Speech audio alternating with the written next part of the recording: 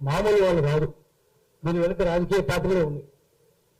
వాళ్ళని మనం విమర్శిస్తే పోలీసులు వస్తారు, విమర్శ పెడితే పట్టుకెళ్తారు, థర్డ్ డిగ్రీ మెథడ్స్ చిత్రహింసలు పెడతారు.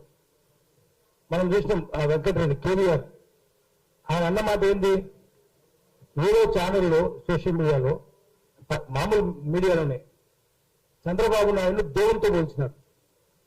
ఆయన ఏం చెప్పిండు, ఒక మనిషిని ప్రవక్తతో కూడా పోల్చొద్దు. ప్రవక్త అంటే దేవుని దూత, దేవుని దూతను కూడా దేవునితో పోల్చొద్దు. మనిషిని కాదు, దేవుని దూతను కూడా పోల్చొద్దు.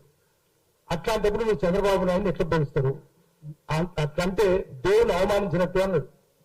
అన్నందుకు పోలీసులు వచ్చి పక్క స్టేట్ ఆంధ్ర పోలీసులు వచ్చి పట్టుకెళ్ళి కర్నూలు పెట్టి వారం రోజులు చిత్రహింసలు పెట్టింది. ఆయన భార్య ఫోన్ చేసిన రా ఇక్కడ రా అని బోధించారు. ఒక ఎట్లా చేస్తారు మీరు? అన్నది ఏం పెద్ద మాట ఏముంది, ఉన్నదన్న అన్నది కదా, అబద్ధం చెప్పలేదు, తిట్టలేదు కదా, చంద్రబాబు తిట్టలేదు, విమర్శించలేదు, విమర్శించడం కూడా లేదు. ఒక సూత్రం చెప్పినాడు, అంటే ఇది సూత్రం అండి అని చెప్పినాడు. ఇది దైవ దూషణ అవుతుంది, ఒక మనిషితో దేవుని పోల్చడం దైవ దూషణ అన్నాడు, బ్లాస్ఫెమీ అన్నాడు. అన్నందుకు అంత చిత్రహింసలు పెట్టినాడు. మరి మనం ఉన్నది చెప్తే ఇప్పుడు ఇంతకుముందు మన రవి చెప్పినాడు, అందులో నా మాట్లాడితే నా మీద కూడా చాలా వచ్చినాయి. నా మీద కానీ రవి మీద కానీ వస్తే మాకేం బాధ లేదు, ఏం కాదు మాకు. కానీ ఆడబిడ్డ మీద ఎట్లా వస్తుంది? అది చాలా ఘోరంగా తప్పు కదా. అది చట్టం కూడా ఉంది, దానికి చేయడానికి చట్టం కూడా ఉంది. ఆయన ఎందుకు మాట్లాడతలేరు? రాజకీయ పార్టీలు ఎందుకు మాట్లాడరు? పోలీసులు ఎందుకు మాట్లాడరు?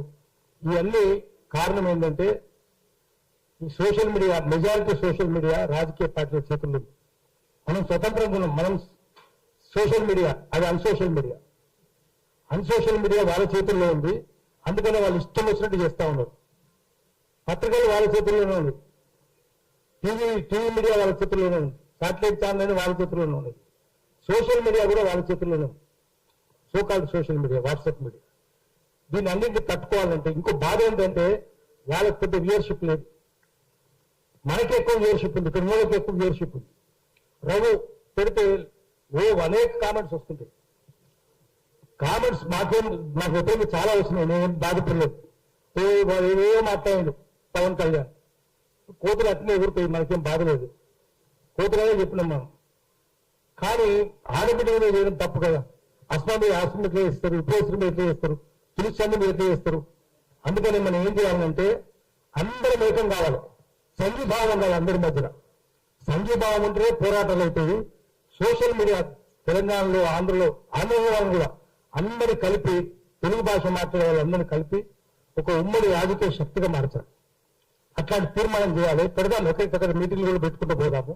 అందరూ వాళ్ళకు ఏమున్నారో కూడా చెప్దాం. మనం వాళ్ళన్ని పిచ్చి వార్తలు ఉంటాయి, అన్ని పత్రికలు పిచ్చి వార్తలు ఉంటాయి. పత్రికలు శ్రీశ్రీ చెప్పింది, పత్రికలు గోరంతలు కొండంతలు చేస్తాయి, కొండలు గోరుకొండలు దాచేస్తాయి.